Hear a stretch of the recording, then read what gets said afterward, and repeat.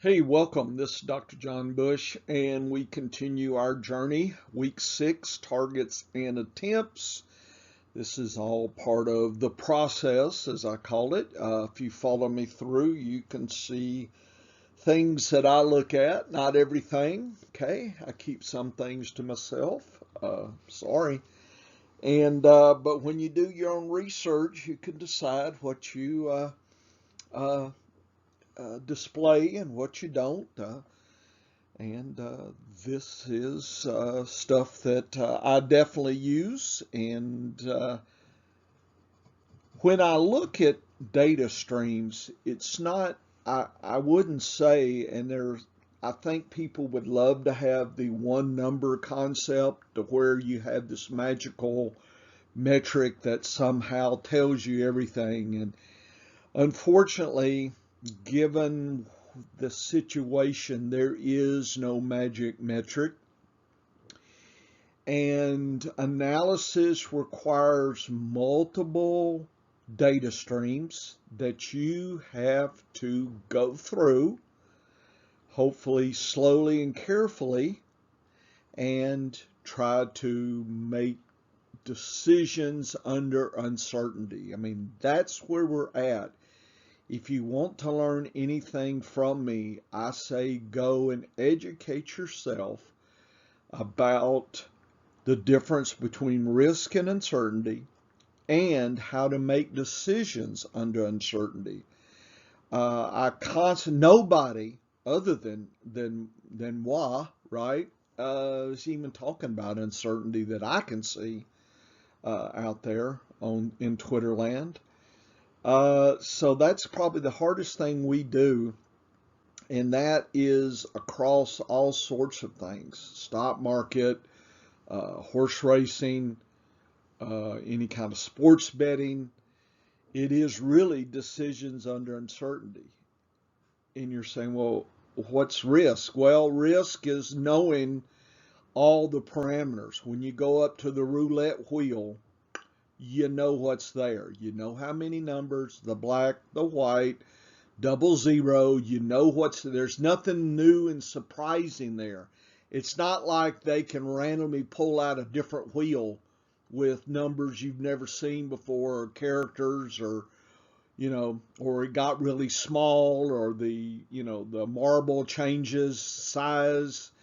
It is what it is. The odds are fixed. It's there. The house wins. Okay, just like dice. It's not like the dice becomes seven-sided all of a sudden. That would be uncertainty.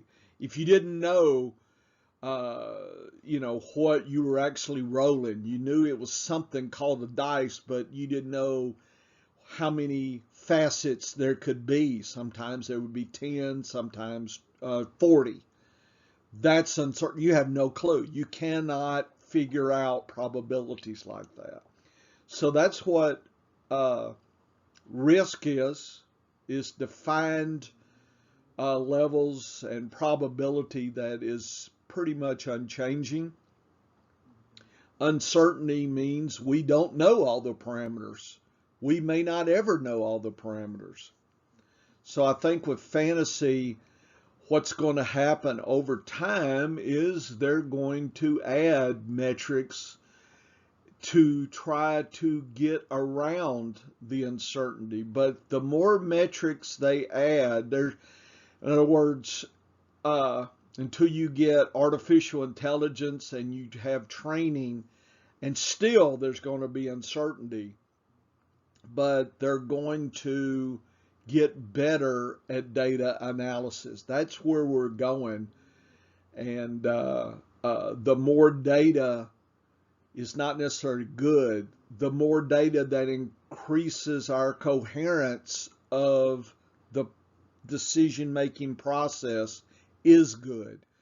And sometimes people will invent and claim various things that, it's a new metric, come see what it's all about. If it doesn't increase your coherence of the problem, then it's not going to aid you. Notice I said you in particular. Other people, it may help them. So there's variation that way as well. Some people naturally take to certain metrics and some don't. So there's a lot of individual variation, and that just adds to the uncertainty of the situation. So it is hard to make decisions under uncertainty. And we're not even talking about last minute injuries or anything. We don't even know, we don't know what we don't know kind of thing. The unknown unknown. Scariest thing in the world for people that try to predict the future is the unknown unknown. And so there's a lot to that. There's a lot of books that try to deal with these subjects. I suggest over the off season, you try to begin your journey. It should help you in retirement planning, stock markets, all sorts of hard decisions. Okay, it can hurt. So, I mean, you say, well, I'd rather drink a beer. Well, then I'd say drink a beer then, if that's kind of where you're at in this world. Okay, targets and attempts. Let's start.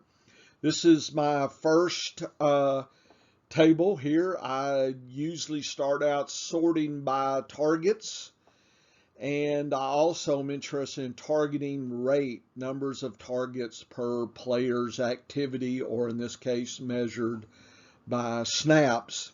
With snaps rate, I measure by time of offensive possession, so I kind of get a player metrics into with a team metrics there.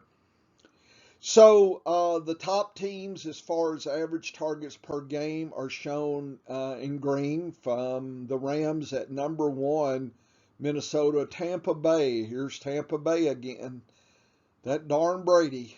Atlanta is probably a surprise out here, folks. Don't give up on Atlanta yet as far as fantasy. I didn't say real football, just for fantasy. Detroit is going to deal out targets. Dallas, Pittsburgh, and the Chargers. The concerns I have will be at the bottom. New Orleans, Cleveland, Houston, Tennessee, Indianapolis, Seattle, Cincinnati, and the Jets are all lower targets. And you're saying, well, what happens if they have really good players that can score a lot of points with few targets? Yeah, there's this efficiency thing that's embedded out there as well, but this is just looking kind of overall. So I'm setting the landscape for us to understand the whole forest. Okay, I go top down in my view. Okay, most people worry about player level. I would rather understand the whole movie versus one scene. Okay, so that's how I will start. So there's target rate. Purple are the higher targeting rates. So let's see, the highest one, Miami. So they are delivering, even though it's near average targets, the snaps, they hadn't had as many snaps, so they're really efficient in delivering there. The Chargers are doing well. Tampa Bay, is it any surprise? You're saying, is Tampa Bay going back to the Super Bowl? All I can tell you is when I see metrics like that stand out, that's probably good news for Brady there. And I also like to see metrics scaled to the league average, because you end up getting positive numbers above the league average and negative numbers are below. So you get a handle on kind of where a team's position is in the forest. Okay, so we have the teams, and I scaled targets, and I scaled positional target rate there. Okay, the speed. Okay, so Miami is 10x above league average. That is significant, right? Chargers are about 6, Tampa Bay is about 7.5. versus Tennessee is about minus 9x below, right? Indianapolis is below. Chicago, San Francisco, Arizona, believe it or not, and Dallas and the Rams. So some of those teams, they probably have good defenses and probably fairly efficient. I got that. But I'm saying they're leaving things on the table, in my opinion, and that means it's not 100% as far as the efficiency side versus some like Tampa Bay is pretty much maximizing what they're doing. The Chargers are pretty much maximizing. Miami's probably maximizing what it can do. So it's not like Miami's somehow going to get magically twice better. They're probably doing the best they can do right now. Okay. And that is not bad. Okay. And so I also like visuals. And to me, visuals allow me to kind of glance and flow across the whole forest, right? It's called, if you're a botanist, you go and make transects through a new area and you note characteristics along the way, and that gives you some insight. Well, consider this a transect across the team landscape here. And I have the bars are the total targets, and the line, the purple line there is the rate. So you can see the teams that are above average are over here, anything above the 0, and below average are here. I did stain the extremes. Now look at the rate. Anything above is good. So look at Miami here, Tampa Bay's number 2, Chargers right there. Okay, KC's, New England, the Raiders, Baltimore, that kind of thing. Here's the Jets sticking out here. So New Orleans doesn't do targets, but they're pretty efficient with what they're doing. So they do have some room for improvement here. Versus what concerns me is a team like Tennessee as far as passing. I understand they have Henry and maybe, there's this rushing. It's kind of like elephant in the room. We're ignoring that. I understand that, and you've got to take that into account in a holistic way. I got that. But just looking at this segment of the metrics, Tennessee is what I call a double negative. So versus Tampa Bay, Atlanta a little bit, Chargers, Carolina, Philadelphia, Miami, Denver, KC, New England are, let's call them double positives. So those, when you annoyed a team of 2 positives, 2 different categories versus 2 negatives, what it should inspire you to do is ask, what is going on? Should I be heavily invested in there? Is it going to change? What's going on here? What's the problem, or what is that team doing that's so great? It should just inspire more thinking, right? This is not the end. Most people think, oh, well, this is the end of no, this is the beginning. This is a prop that helps you think deeper. Okay, I understand if you're just joining the metric world and you're kind of enamored by it, it takes a while, notice probably years, to practice your analysis. So if you're a person who wants quick fixes, this is probably not your journey.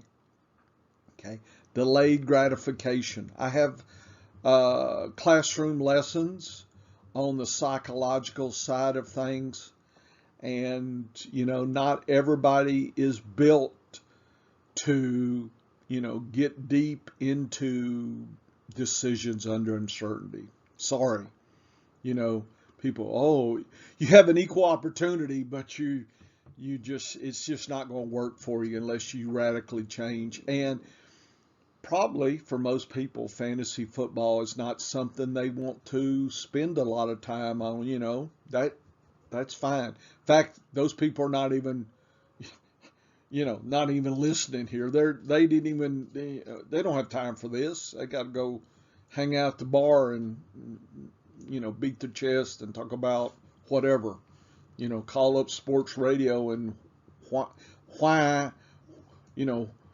and complain. Okay. So think about the journey you want to do and the analysis. And I'm showing you the process that I take, because this is what I've been doing all my life. It's just been in science now. I'm showing you when I approached fantasy football. I don't have 100% of my time, but I probably have about 10% of my time doing this. And I have a lot of time to devote to research and scholarships and service to the university and whatnot. So I have a lot of responsibilities, and I'm able to juggle it. At my age, I'm better now than I think I ever was. Wow. I'm just now ready to go get a PhD and start my career over. I really would be so much more efficient now. Okay. Next thing is we're looking at a team from last year. So this is 2000 and no, this was last week. Okay, these were the highs and lows from week 5. This is the high and low, the rate versus target. So what I did was divided the speed of targeting divided by the target numbers. And so I got a rate. So the most efficient would be the lower numbers here. That's why I stained them in blue. The least efficient are here in red. So last week, a lot of the same characters are in the top versus the bottom. So sometimes we don't have a lot of changes week to week. But I do like to monitor that, especially what's going on. Where did this come from? Is this team improving a lot? That kind of thing. Is there something dramatic happening? That does intrigue me a little bit. And the scaled to the league. So Rams are about 2.7 more efficient than New Orleans, which is 4.5x worse than the whole league. So New Orleans can only go up here. Curious to see when that occurs. Cleveland's down there as well. Miami. So remember I said Miami, nice rate, but they don't have many targets compared to the rate. So their efficiency number is not good. So if we plot the scaled rate versus target, we have the high teams and the low teams. This is near average, but we do have some extremes. Look at New Orleans. It's so extreme. And the Rams and Arizona are extreme up here. Notice that if you level it all out, Tampa Bay is about average. What I've found is Tampa Bay is excelling in aspects, but they're maintaining a balance on that team. And I think Brady likes that balance with the rushing, the passing, that kind of thing. So I think it's like they're doing things completely different than everybody else this year. Again, can you imagine? Okay. Part of the journey is weekly. Okay. This gives us a handle on any kind of changes that are occurring. So this is the rate. This is the targeting rate. And so what I did was I scaled the rate on a scale of 100, high highest rate, and 0. So the reason I do that is easier for us to understand that a number near 50 is average versus a number near 100 is the best and a number that's low is the worst. So right away, when we do a colorimetric scan of the data, we can see the bad and the good, what's going on, that kind of thing. So we get a feel for aspects of the game and what's going on. So I sorted by differences over here in this column. These are the last 3 weeks compared to the first 3 weeks. What teams have increased in rates and what teams have declined. It doesn't mean that, we should invest heavily here and get rid of these teams there. No, it just kind of allows us to monitor changes and ask the question, what's going on there and on that team? Okay. And this, by the way, is the average rate across the 6 weeks. And then here's the weekly. So I like to see the extremes here. So Denver's been improving. And New Orleans, actually, it's been improving because they were really piss poor weeks 1 and 3. So this metric is catching that. Miami's improving. Baltimore, Dallas, Chargers.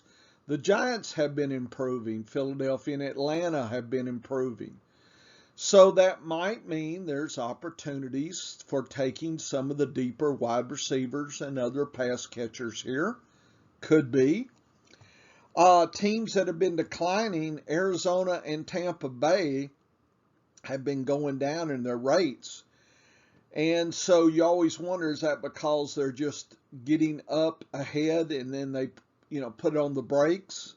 Arizona's dynamic, Tampa Bay, Tennessee is here.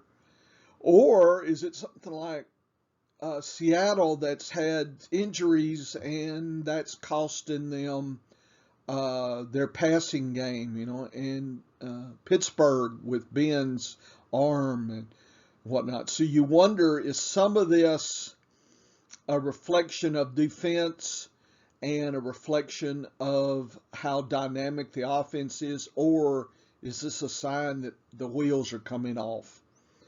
So notice you never quite get the clarity that you want. And I'm sorry that you have to do a little analysis here. But this is the actual data. This is positional snap rate differences here. These teams have improved. These teams have declined. It's up to you to consider what does that mean. Okay. But now that I look at this, I can always come back, especially if I've got a tough lineup decision. This kind of information can push me one way or the other. So I guess the impact of some of these metrics is probably different depending on the person and their process. Okay. So this particular metric would not be such a great thing to move me versus in general understanding the team's targeting and rate versus their difference. Okay, I guess what I'm saying is this is of less value. And so part of our analysis has to be a constant shuffling of the value, right? This data doesn't mean anything until it does kind of scenario. Again, looking for that magic metric that tells you everything, it doesn't exist. People have to take way different things. It's like making a good gumbo. You manipulate the ingredients until it's just right for you today. Maybe if it's snowing outside, you'll want a different formulation versus if it's a hot day. Maybe won't even want gumbo, right? So you do have to play with your own. And how do you judge that success? So you need to and I say do a diary until you can keep it kind of in your head a little bit. And I probably could benefit from that, but just kind of make some notes week by week on some things you noticed and see if something jumps out. It's like, wow, this is really something that's helping me out. It would be good to know. So you got to find your individual niche. Okay, that's position in the fantasy football ecosystem. You have to find your niche, and that can take a while. And some people that don't really apply themselves will never find their niche, and they'll stay in a position, good or bad, and they'll just kind of be in a rut. And that's not what I want to do. I then moved to, so we were at team level. Now we're team positional level. Okay. So I have curiosity as to how teams are targeting their positions. Are teams relying on running backs, tight ends, wide receivers? Are they neglecting one? Are they overusing another? Just kind of, again, getting an idea about that. So if you look here, I'll give you the team position, the percentage of usage, and I get that from the positional targeting rate. So now we're using rate as an impact to how's the team distributing their targets per snaps. Okay, who's getting the target? So for instance, Arizona is about 30, 30, and 40. So out of 100 snaps, the wide receivers will get 40 of them. Tight ends will get 30. Running backs will get 30. Okay, that's kind of a proportion. Weekly and differences in the last couple of weeks versus the early part, so we can catch. All positions have declined. Okay, so Arizona the last couple of weeks, and look at the tight end there, and I know that's why they had Ertz. They really enjoyed Max Williams, who got hurt, and he's out. And so look at weeks 5 and 6. It's just piss poor. And now they're trying to get Ertz. So I think they're thinking with one player they can kind of get that dynamic nature back. And I think that led to, maybe some other successes in other positions. So I guess if you're the coach or whoever's making those decisions, that's your thinking there. Atlanta, the tight end has really increased here in the last couple of weeks. Look at that. It's like they turned the switch on and maybe they figured out, let's get Pitts going. Or maybe Pitts is now getting a handle on things. That would be great. So far this year, 5 weeks, because they had a bye, the wide receivers are the least and tight ends, and it's all been funneled through the running backs, including Patterson there or whatever he is. 38%. Notice the distribution is completely different than Arizona. Arizona's doing better than Atlanta. I think Atlanta is kind of in a bind in a lot of ways and don't have all the firepower that Arizona does. Because usually on strong teams, it's the wide receivers that are getting the share of the targets, right? And then you distribute to the the tight end or the running back as, your player dictates. But teams like Atlanta that are skewed away from that model are probably not as successful as the other ones. Look at Baltimore. Baltimore's had some struggles, but they've been doing pretty good. But look where their money is. It's to Andrews again. All about the Andrews here. They have increased in the last couple weeks here. Look at the differences. That's good. Buffalo, pretty skewed to the passing. And if that's going to work for them, that's great. 47% is a little high. I'm just going to be straight out with you. It's like what happens then is you neglect the other positions. You need a more of a balanced situation, and Buffalo's a little out of balance. And the wide receivers have actually declined a little bit. They had such a great week 6 there with, was it overtime? I don't know. And so I did the patterns here, and I'm looking for more of a diagonal this way pattern. This I don't like Atlanta's pattern. I don't like Baltimore's pattern. I do like Buffalo's pattern. Okay, and I'll get more into that. So see, I'm not looking at the exact metrics. I'm looking at patterns and changes in those patterns versus worrying about 5% versus 6%. Okay, uh, nobody has time to do that. Carolina, Chicago, Cincinnati. I think it's pretty clear something like Chicago's is probably out of whack that way. And Cincinnati is using their running backs. Tight ends have gotten weak. Cleveland's a little balanced, but they love to run the ball too. Cincinnati loves to run the ball. Chicago doesn't. Okay? They go to their tight end as far as targets. It is amazing that Cole Kmet has not popped out yet. I am actually picking him up for $1 this week. So you've been warned. Carolina's not too bad. That is what I call the U-shaped pattern. Not too bad. I don't like this. This is a little too deep, but it is a favorable pattern. This is not a favorable pattern here, Cleveland. Dallas increasing. Look at Denver. They've really been coming on lately. Care what people say. And I know they lost last night by 3 points. It was a defensive kind of struggle, but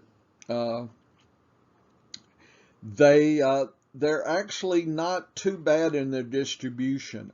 You've got patterns versus outcomes, right?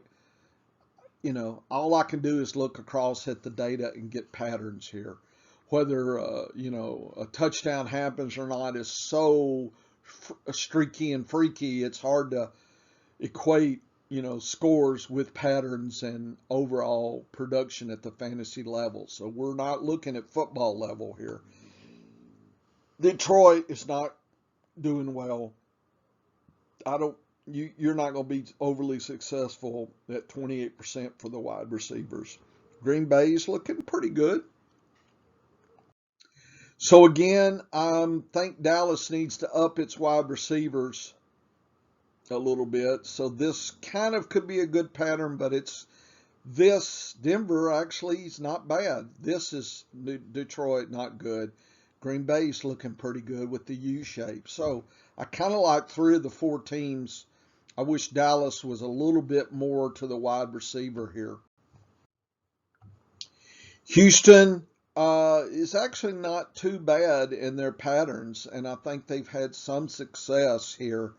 They have declined in they've had some good, I think, when Tyrod Taylor, I think if he can get back, they're really going to surprise maybe the second half. Indianapolis is really almost freakily balanced, and I don't think that is a good pattern for that. Jacksonville kind of is moving that way, but not there yet.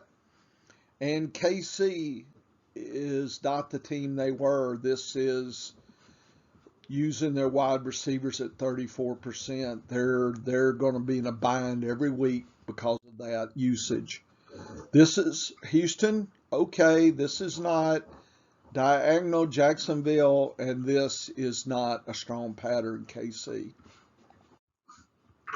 The Chargers probably need to target their wide receivers more, and I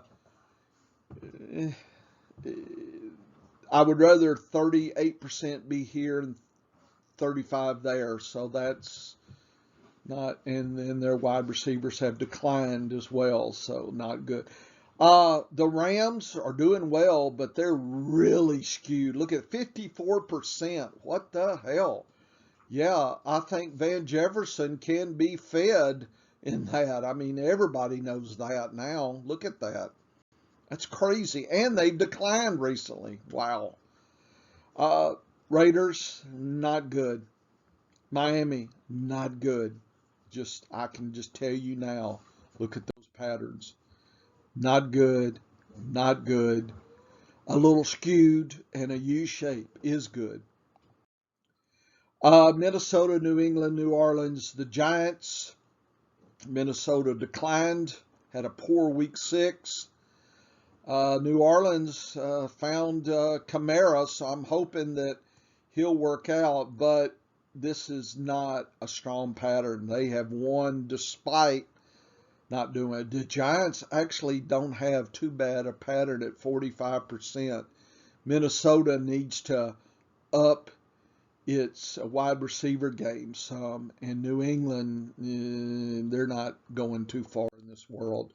That's an okay pattern. This is not. This is could be better, but I like Minnesota and the Giants.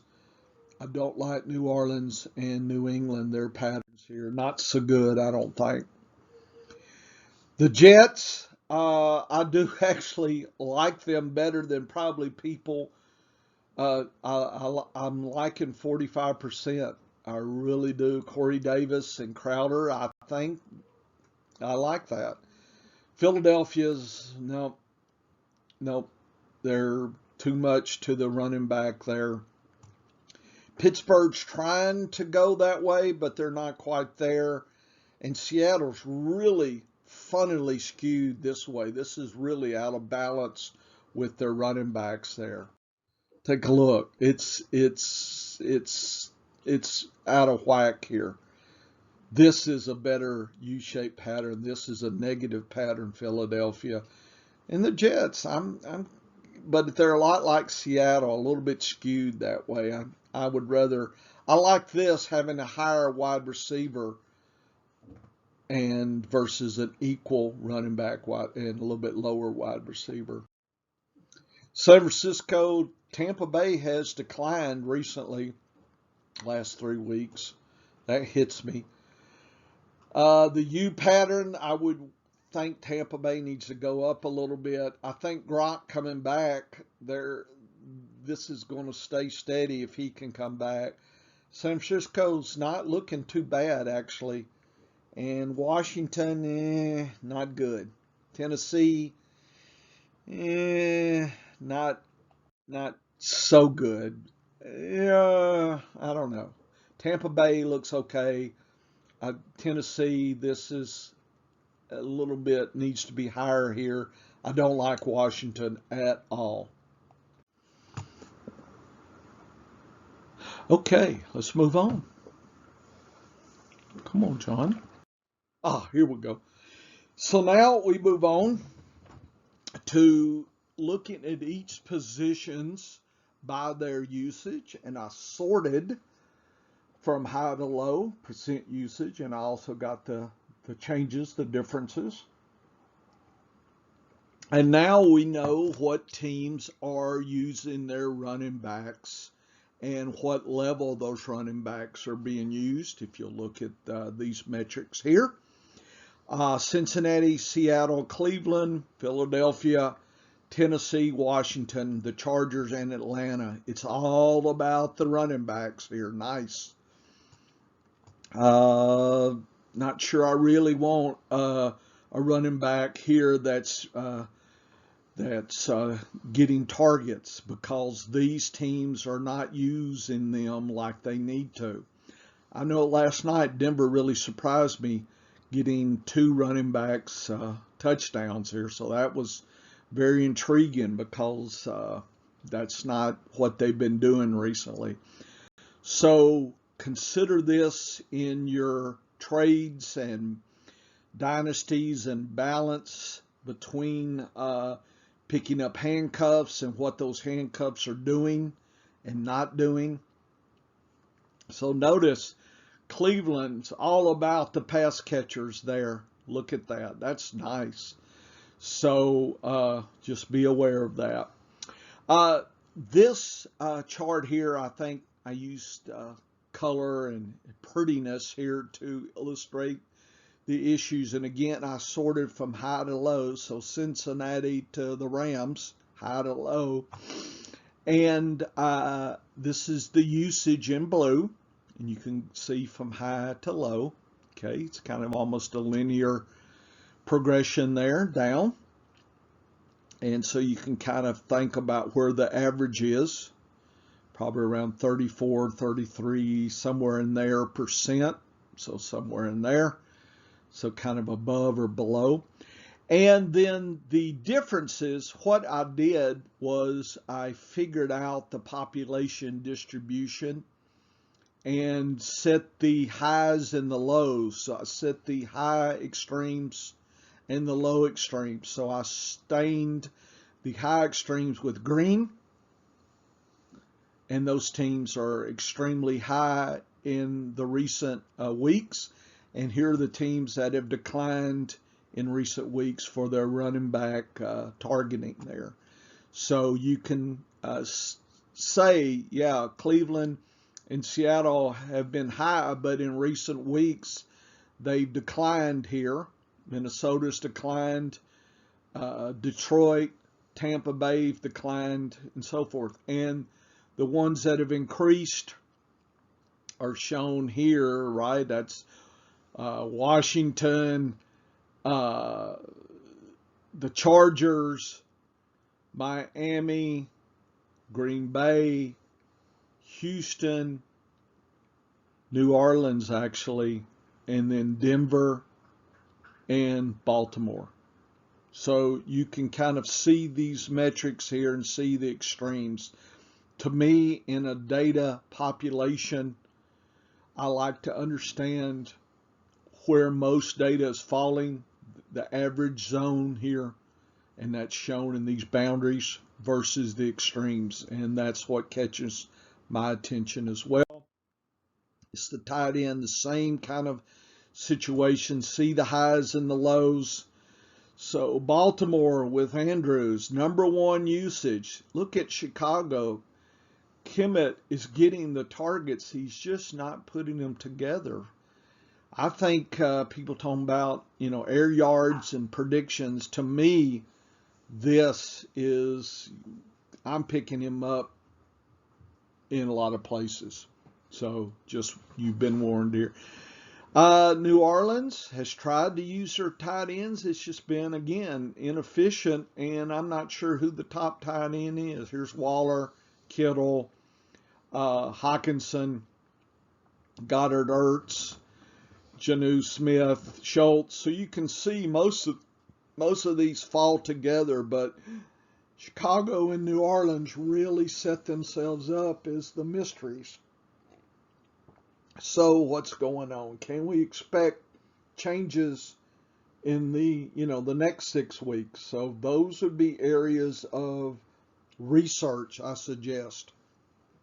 On the other hand, Seattle, the Jets, Cincinnati, Tennessee, Green Bay, the Giants, Minnesota, Houston are probably all avoids for me. I know people talked up Conklin in Minnesota. Just not happening this year, folks.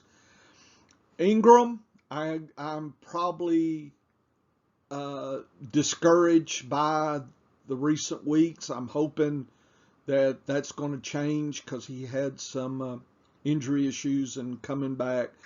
Tanyan in Green Bay, it's the magic's gone this year. Tennessee, Fisker is just not doing it. Cincinnati's had streakiness. The Jets in Seattle just not doing it.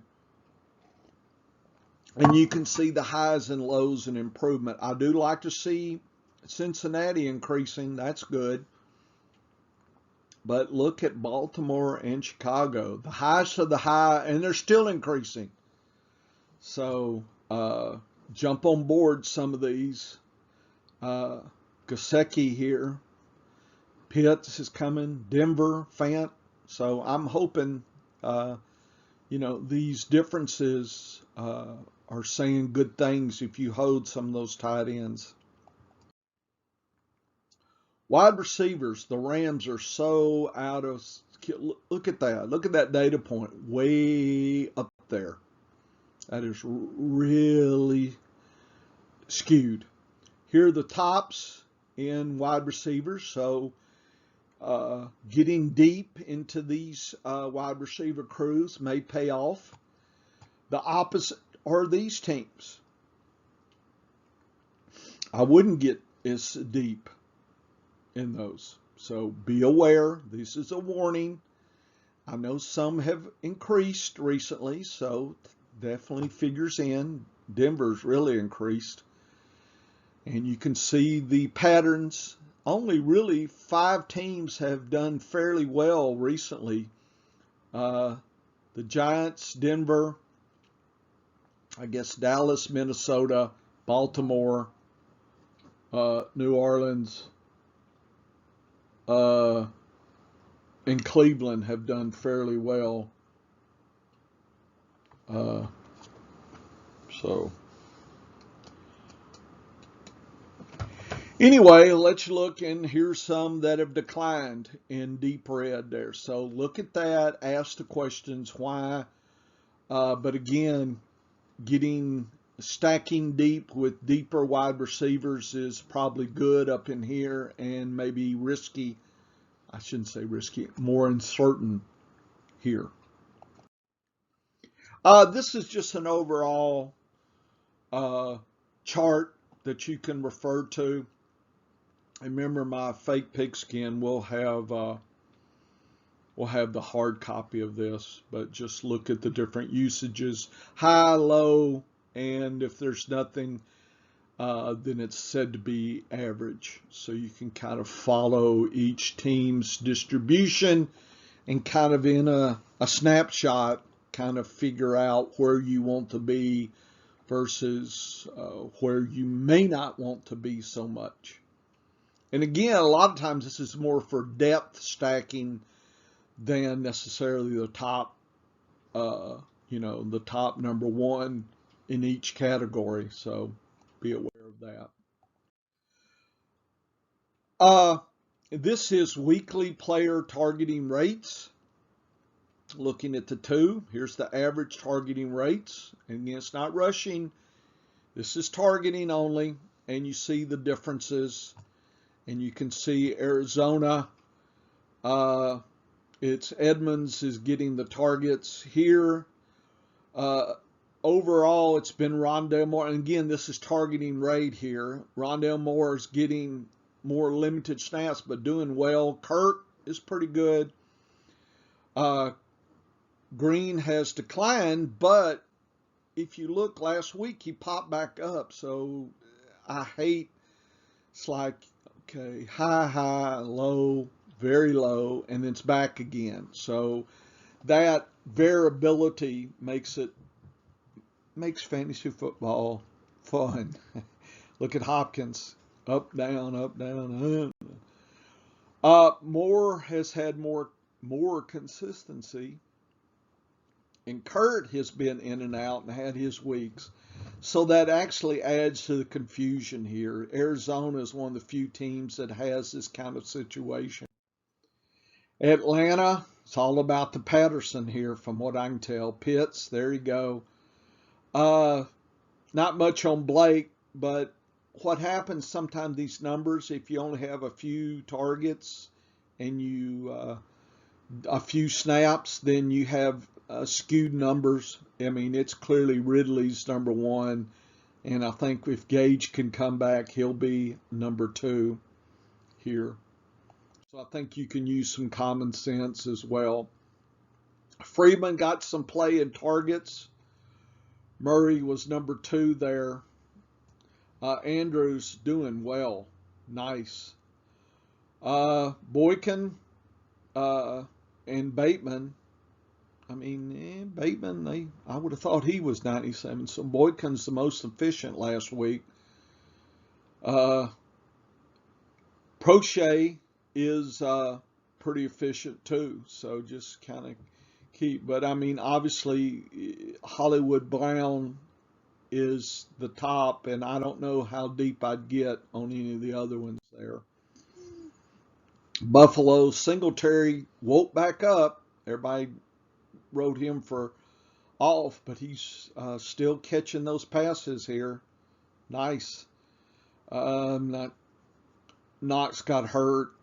I don't know what they're going to do. I guess Sweeney might be a dollar play for when they get off by for a streamer type. Uh, Diggs, Beasley, Sanders in that order. These guys were fringy, but they did well with the few snaps they got. So that can, like I said, that can skew your metrics here. Chuba Hubbard, more rusher than passer, I guess, or pass catcher, but he's had his weeks. So I don't know if that's game script, what's going on there. Nothing happening in the tight ends. DJ Morris did well, and Anderson kind of came back. He's been hit or miss. Inconsistency will tear up your thinking on all this because you're zigging and zagging and you can get all muddled, and that hurts not only the one decision, do I play Anderson this week or not, but you get out of kilter and you're making other decisions wrong. So where Williams is on COVID, so Herbert was more rusher than a passer at 16 here. Kimmett, I mean, these numbers are okay, but it's just not what I'm looking to see. I'm hoping that there's going to be an increase, but for a dollar. So that when you pick up a player, if you don't have to invest a lot of resources, it's probably worth your time. Mooney over Robinson.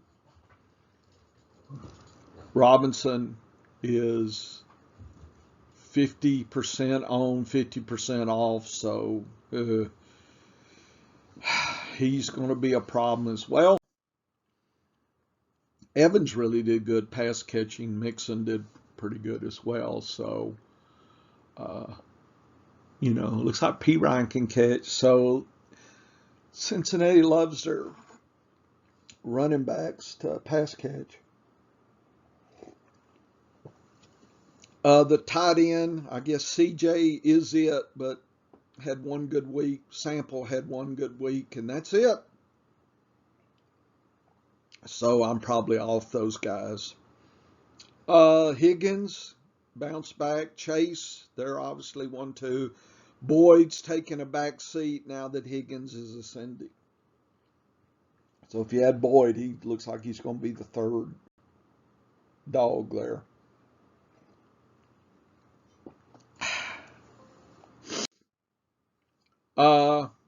I think we know the answer to this. Dearness Johnson, since Hutton was out, and he was a rusher, and Felton was the pass catcher, but I think that all skewed last night as well. Probably not investing heavily in the tight ends. I know Njoku had a week.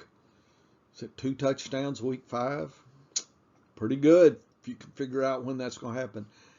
Beckham certainly has weeks, but last night wasn't so strong. People jumped on Peoples-Jones. I see a lot of inconsistency. Landry came back, but maybe he's hurt again. So that's not good. Dallas, Ezekiel Elliott and Pollard are both pass catchers. Schultz, last couple of weeks have been doing well, hoping to continue.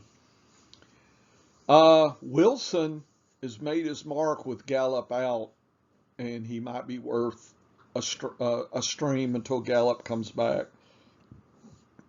Cooper. Noah Brown actually got a little bit of traction. And of course, Lamb.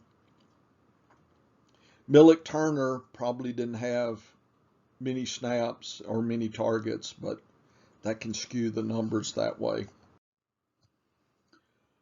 Boone came back. Be aware that, and I don't think he did anything last night, so maybe that was just a blip on week 6 there for pass catching. Fant, he has his good weeks. He's had 4 good weeks, 2 bad weeks, so I think last night was a Sutton is the lead dog. If Jerry Jeudy comes back, he'll probably be number 2. I'm not investing in many more. Patrick is, I guess, a 3 maybe, but he's been underwhelming to me. Swift and Williams both can catch passes there. Hawkinson, it's all about him in the tight end. Amon-Ra's probably the number 1 and Raymond's the number 2. I know Kennedy got a little play, but I think he didn't get a lot of snaps. Aaron Jones show, Tanyan's not doing it. They're even spreading with 3 tight ends, so that tells me what I need to know there. Adams has spectacular weeks, and last week was his worst. Down to earth here. Amari Rogers actually blipped up, folks. Maybe he's the number 2 now? Is he moving to the number 2 spot? Huh. Maybe I need to check into that. Now I'm thinking I got another dollar target here. When I say that, I'm saying that you can invest a very little amount of your fab budget if you have free agent budget and invest. And most of the leagues I play have a budget. And so I see Rodgers could be somebody I should maybe now's the time to take a dollar. Yep. Okay. That's good. So he was not on my radar till just then for a dollar stab. Lindsey woke up at Houston. Burkhead woke up as far as the passing. Johnson went down. It's still a muddled mess there. Akins woke up. He had, I guess a very uncertain streamer would be Akins. Collins got a little play. Week 6, he might be, I know he jumped on the injury report, but he undercooks. He could be the number 2 guy. So he's another dollar target this week for me, while everybody else is looking elsewhere. So I got Komet, Amari Rogers now, and Collins. Only worth a dollar or whatever the lowest level is.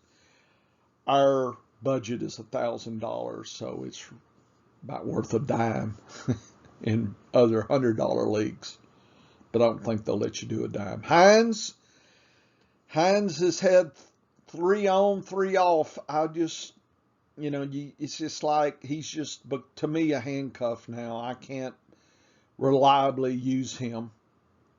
Mo Alley Cox looks like that's where they're going, and he's definitely worth an acquisition. Hilton popped up. I think Campbell is done for the season. I think he had surgery. Pascal really went down with Hilton back. So I guess with Campbell out, Pascal could come back in. Definitely consider Hilton there. Robinson, James Robinson, what can I say? He's not the pass catcher. Hyde is the pass catcher, or Dare.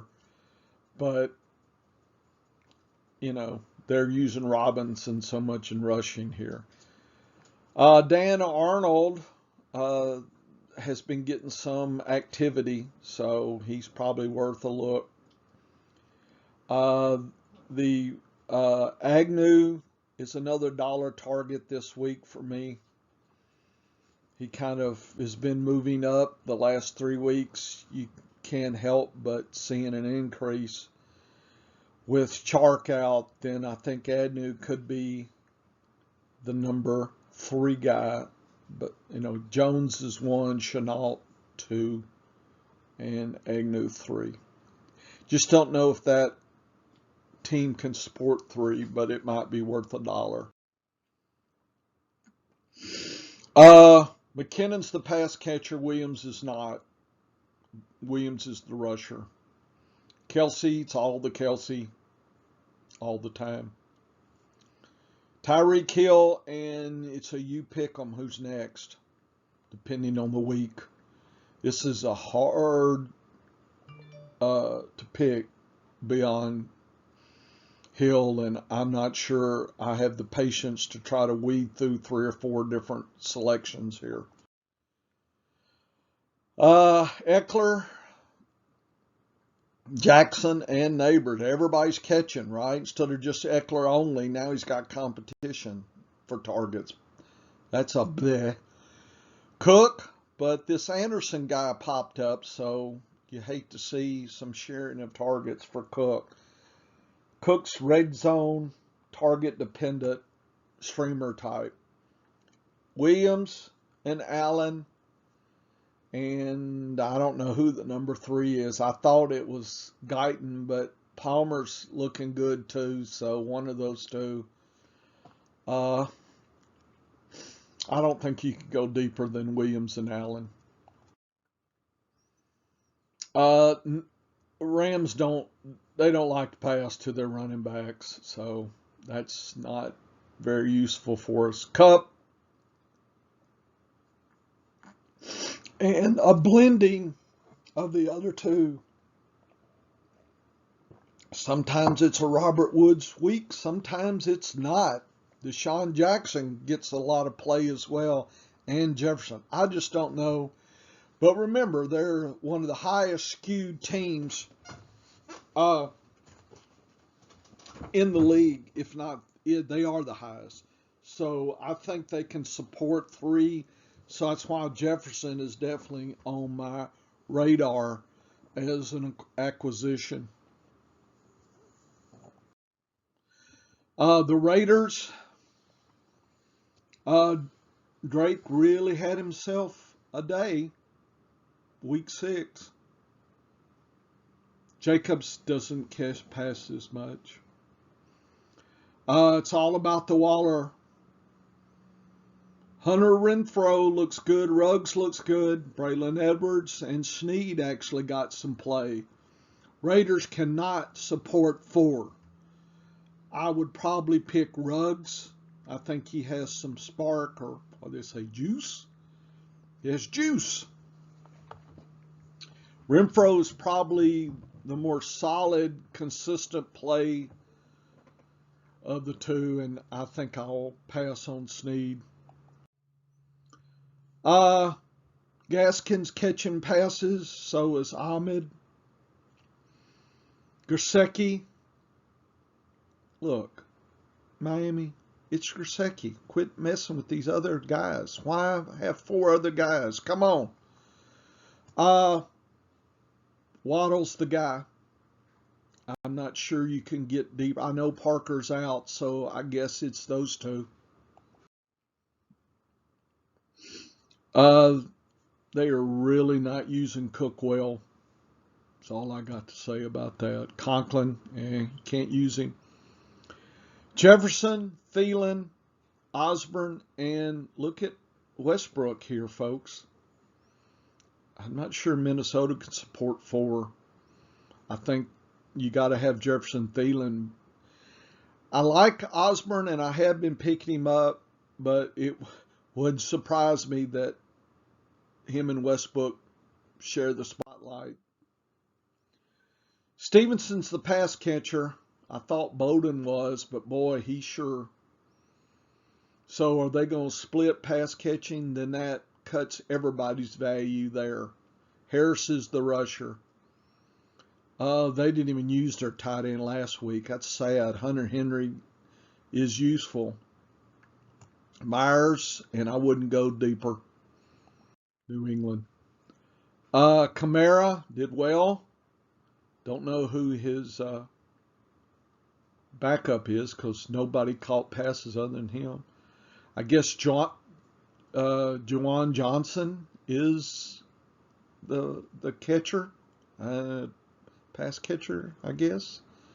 Just hadn't done anything. He's had some blips, so not good that way. Harris really woke up, and Callaway, I think if I'm investing, it's only those two right now. Booker and Elijah Penny's the pass catcher, I guess, is how this data says, but who knows. Ingram, I just don't think he's going to make this trip this year. Boy, too good, too sad. Tony, we got to get him healthy. He's very dynamic. And Shepard, I think those are the ones that I'm not sure I'm going to hang on to Slayton. I guess Coleman, Johnson, and Carter. Let's just all muddle the water here. I guess Carter's the best of the best because he can rush as well. Forget the tight end they have. Crowder, Davis, Berrios never leaves, and Mims sure got some juice there too. Man, the Jets, they got a lot of mouths here. I still think Davis and Crowder are the two to have. Gainwell's the pass catcher, Sanders is the rusher, and hasn't seemed to change. Ertz is gone, so I guess Goddard. I think Ertz had more juice than Goddard. Devonta Smith is probably the only one I really want. Watkins, maybe, if you got to play somebody. Rager really had a down week. Harris, it's Harris. It's not Ebron, so I guess it's Frymouth. I don't know. Pat. So I'd get Pat, maybe. Streamer. Johnson, Claypool, Washington, but just not seeing him. I don't think there's enough for three running wide receivers with Harris catching so many passes. I guess it's Dallas, but Homer caught two. Collins is the rusher. Everett's kind of coming back. I do see that, but they need Wilson probably to make that connection. Metcalf, Lockett, and now Dorsett pops up. Penny Hart popped up. Swain you can let Swain go now. I think he's not ascending to the third row. Mitchell's is the rusher. Ustek is the pass catcher. Dwelly doesn't seem like a good handcuff for Kittle. Maybe he would be. I don't know. Samuel and Benjamin woke up. Ayuk is, I'm getting rid of him. Tampa Bay. Fournette is the person. Jones is out. I guess Bernard's there as a pass catcher. And in PPR, he may be worth $1 stab. Howard sure woke up. I think he has some injuries, but if Gronk comes back, I think Howard shifts back to number 2. Brown really got the play. Evans and Godwin took a back seat. If you look at Brown, the last 3 weeks, look at that. That's 51 difference. That is spectacular. Who would have thought Brown could theoretically be the number 1 or 2 there? A lot of people invest a lot of money in Evans and Godwin. Tennessee, it's all about Henry rushing. Forget the tight end. A.J. Brown and Julio's about it. Westbrook might be the third. Maybe a dollar play, maybe. More of an injury. If Julio's out again, this guy may ascend. McKissick and Patterson are the pass catchers, but Gibson can catch too on occasion. So that adds to his dynamic nature. It's Gibson. Seals Jones is okay as taking over for Thomas. He's a good target if he happens to be out there, grab him. McLaurin, and I'm intrigued by Dynamic Brown, but he's had 3 bad and 2 good. But I'm not. I mean, Samuel is hurt, and then he's hurt again. Is he hurt this week? If he wasn't injured, he would be the clear 2. But if he's going to be in and out, it might open the door for Dynamic Brown as a dollar play. Okay, so if you look at the running backs that have increased and decreased, here's just the list for you to stare at and consider and look, just for reference only. Here's the tight ends increasing and decreasing. Okay, some of that's injury there when they decrease. And then here's the running backs. See who's increased and decreased. And I did this column here in yellow is the ones to avoid. Okay, we are now moving to the running backs and the attempts and the opportunities, which is adding rushing and passing together. Here are the running backs that are the highest in opportunities and the lowest. Again, Atlanta doesn't count Crowder because we don't. In some leagues, he's a wide receiver. In some leagues I play, he's a wide receiver. So that just adds to the trickiness of the situation here. Look at the rushing and passing. You can find the extremes. And then here is the passing. This is points per opportunity. So what, not only is there opportunities, but who's bringing home the points? That's Cleveland, Seattle, San Francisco. But Cleveland really turning their running backs into gold, and we saw that last night. And Davis has been the least effective.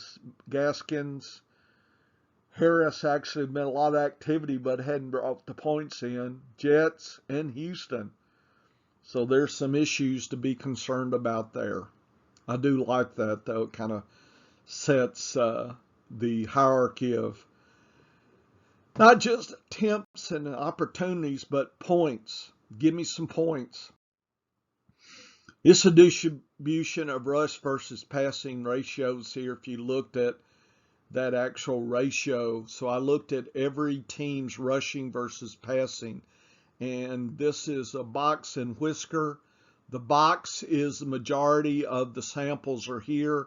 The extremes are below 0.03 is low extreme, and above 1.4 is the positive or the high extremes.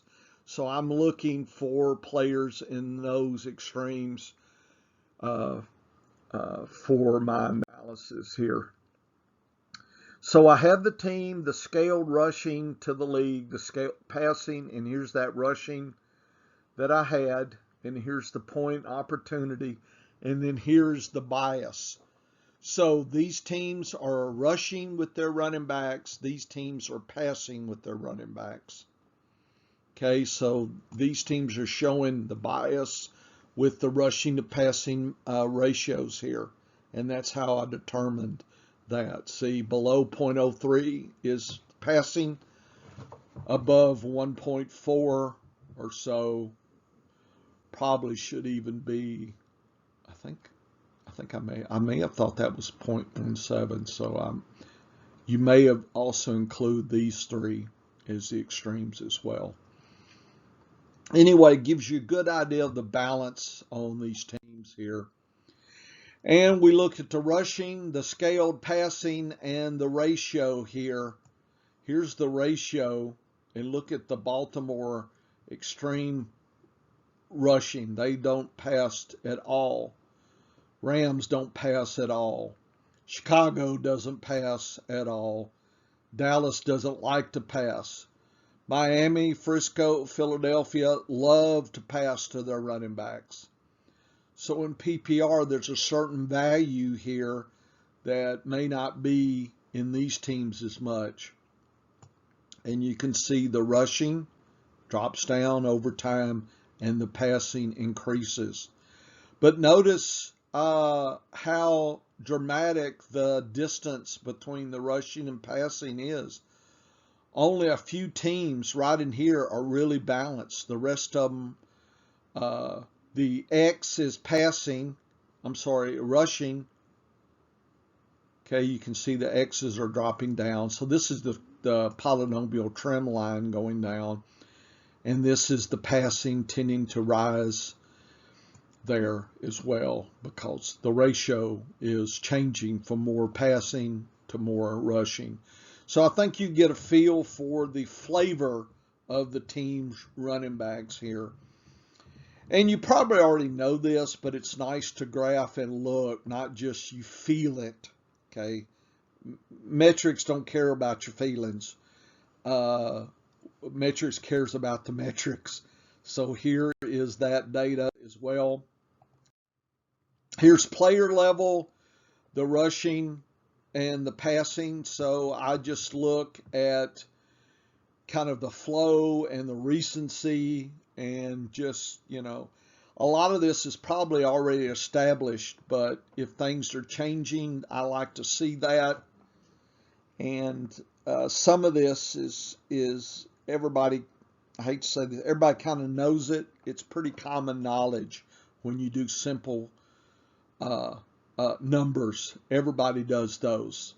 Okay, it's the ratios, the polynomial trend lines, some of the deeper analysis that escapes many.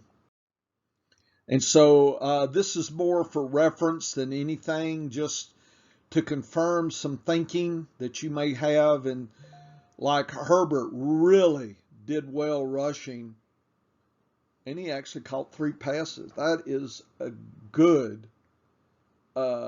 sign there if you look, at that situation here. So you can take a look, see what it's all about. Elliott's really nice. Look at the balance, 17 and 9. That's spectacular. Don't forget Gordon and Williams. Everybody keeps wanting Williams. I mean, they both scored last night.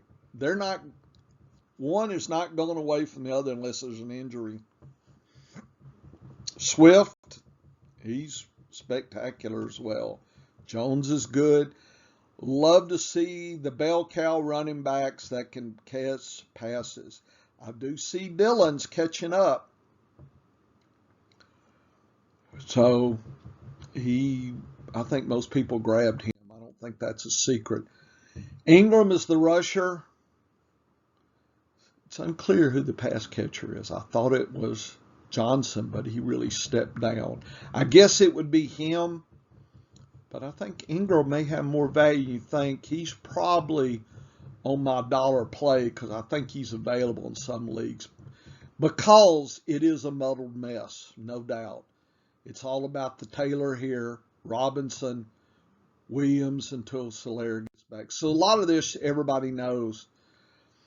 Take a look at how Eckler hasn't been used last week. Look at that. 6? You kidding me? That's just sad. Jacobs is nice. Gaskin, he got 11 opportunities. Ahmed got 9. So you thought Brown, but Brown got hurt. He's back. He might have one of these weeks. Be aware.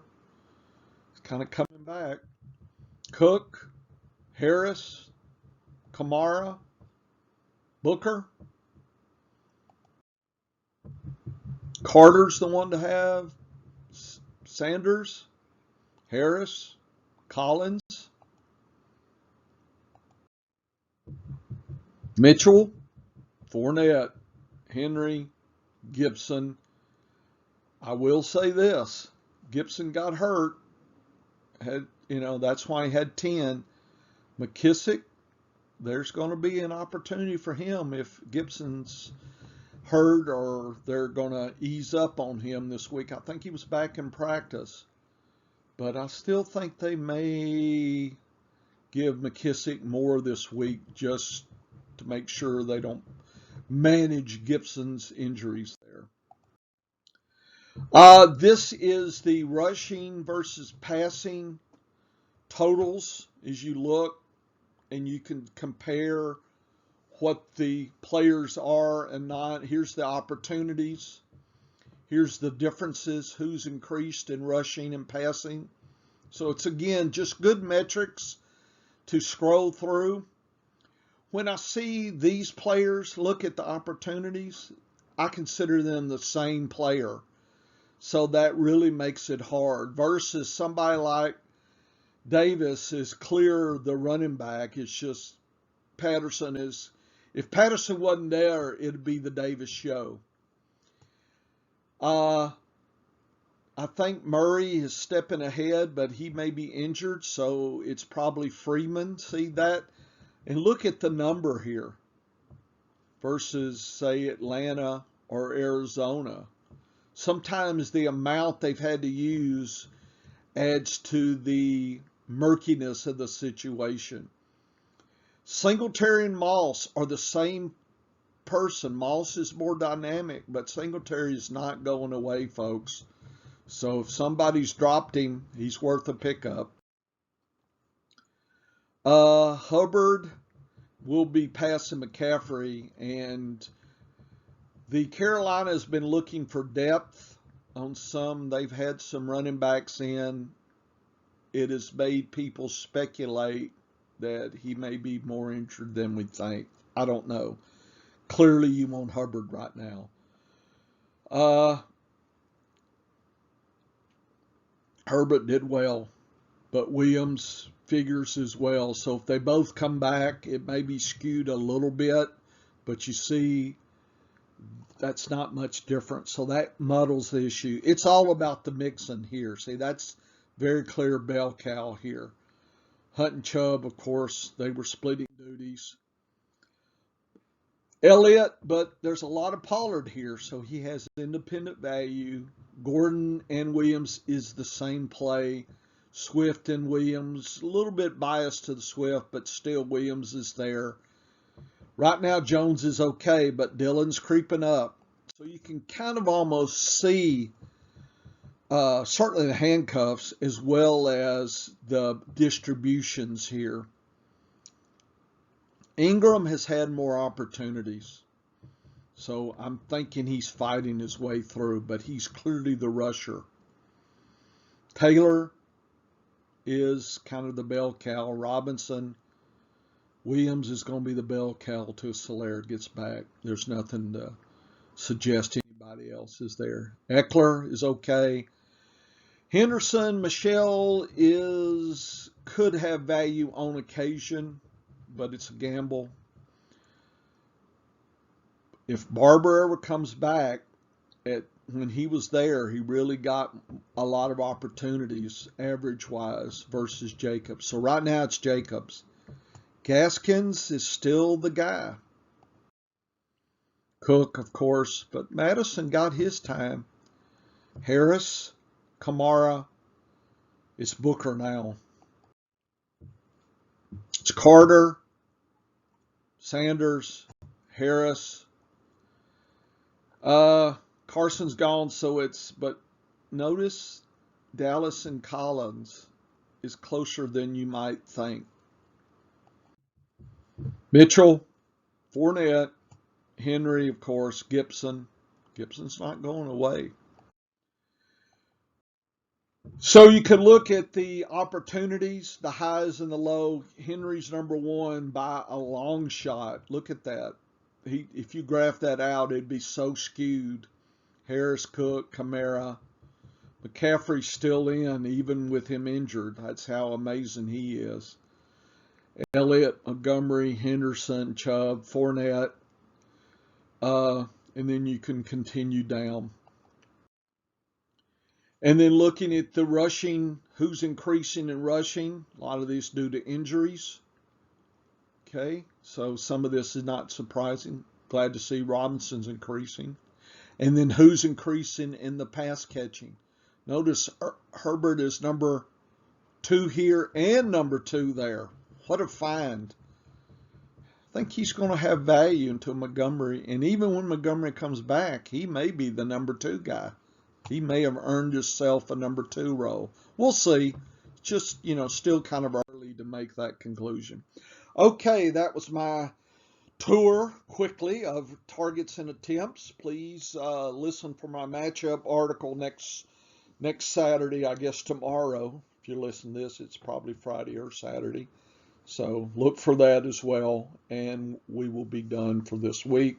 Thank you for your attention. I know I take an hour and 25, but we went through everything at least quickly, and the static figures are on my articles. So if you're just curious about one aspect, you can take your time and study it and study it and study it. Okay. Good luck. This is Dr. Bush for the process for fake pigskin. Okay, come back. Woo woo. Having fun.